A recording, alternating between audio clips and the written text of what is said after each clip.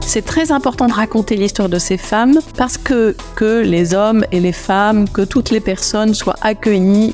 Les protestants le disent depuis 5 siècles. Les protestantes le disent depuis 5 siècles.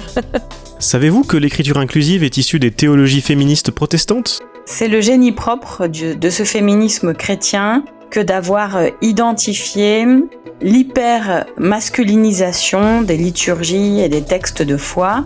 Qu'un groupe de femmes protestantes avait été à l'avant-garde des combats pour la contraception ? Il y a peu de soutien au départ de la maternité heureuse, mais le soutien protestant, en tout cas du mouvement Jeunes Femmes, est là. Que d'autres ont remplacé leur mari pasteur pendant la Première Guerre mondiale ? Des femmes qui non seulement ont prêché régulièrement, tous les dimanches, mais en plus ont marié, ont baptisé.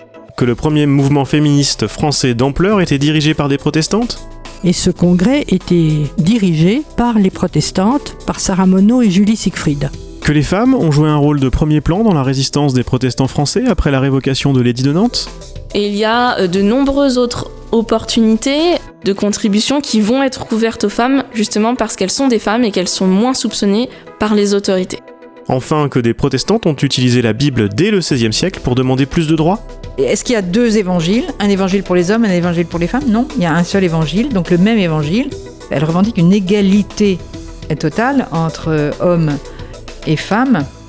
Découvrez toutes ces histoires racontées par des historiennes et des archives dans l'histoire des femmes protestantes du Musée protestant et Regard protestant.